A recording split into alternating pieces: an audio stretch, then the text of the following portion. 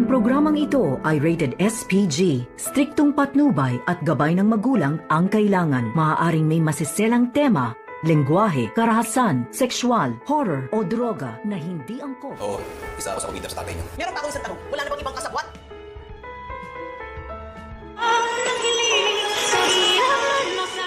Narito na nga ang ating pakabangan ngayong Sabado sa Abot Kamay na Pangarap. Dito nga na napilitan na sabihin ni Nerissa na ang nagamit daw sa kanyang sasakyan ay itong si Moira at pakanalahat daw ni Moira itong pagkidnap dito ni Don Pepe. Subalit nang nagkaharap na nga sila dito sa presinto ay agad naman na binawi ni Nerissa itong kanyang statement at lalo pat napatunayan ng abogado ni Nerissa na hindi daw pinipirmahan ni Nerissa itong kanyang mga sinasabi at pinapalabas na napilitan lamang idawit ni Nerissa itong si Moira dahil nahuli nga siya ng mga pulis. Kaya na-dismiss na naman itong mga ebidensya na sana ay magpapatunay dito na itong si Moira nga ang may nagpadukot o nagkidnap dito nga kay Don Pepe. Kahit nakiusap pa itong si RJ dito kay Nerissa na sana raw ay sabihin ni Nerissa ang totoo na si Moira nga ang may pakana ng lahat. Samantala, nabangga naman ni Dax itong sasakyan ni Eric at dito naman na biglang nagpreno dahil kausap nga ni Dax itong si Moira at kinamusta itong si Zoe. At dito na hinawakan agad ni Eric itong si Dax at nagtangka sanang tatakas at isinama niya nga ito sa presinto upang singilin sa damage ng kanyang sasakyan. At dito naman na humirit itong si Dax at nakiusap kay Eric na sana pag-usapan na lamang daw nila dahil hindi lang naman ang kotse ni Eric ang may gasgas pati na daw itong kanyang motor. At humingi itong si Dax ng palugit at sinabi na may tatawagan daw siyang kaibigan. At sa hindi inasahan narinig ito ni Eric na kausap ni Dax itong si Moira at may sinasabi tungkol dito sa nangyari sa kanyang biyanan na si Don Pepe.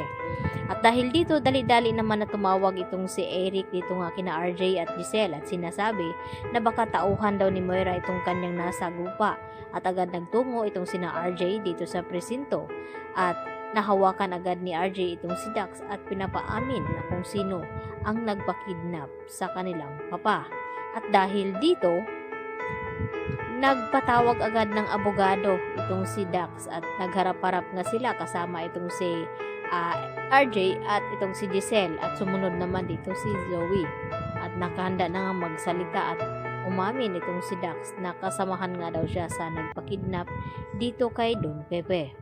At dito naman na kinabahan na itong si Moira dito sa sinabi ni Nerissa na kahit siya ay hindi niya maisabi dito kina Giselle at RJ na itong si Moira nagpakidnap dahil kaibigan daw siya. Pero wala silang seguridad na hindi ba magsasabi at ilalaglag ni Dax itong si Moira. At ito na nga, umamin na nga itong si Dax dito kina RJ at Giselle.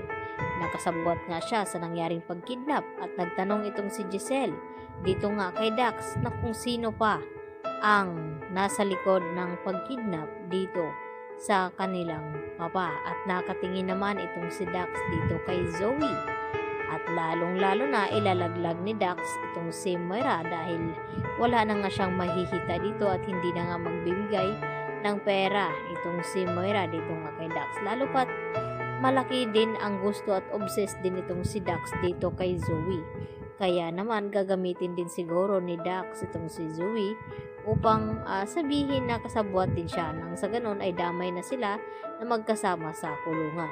Kaya yan ang ating pakatutukan bukas kung malalaman ng nga ba dito nila Giselle at RJ kung sino nga ba ang nasa likod sa nangyaring aksidente dito kay Don Pepe. Yan po ang ating patuloy na pakabangan bukas mga kapuso. Dito lamang yan sa Abot Kamay na Pangarap at huwag niyo po sanang kalimutan i-like at i-subscribe ang channel na ito. Hanggang sa muli, bye-bye!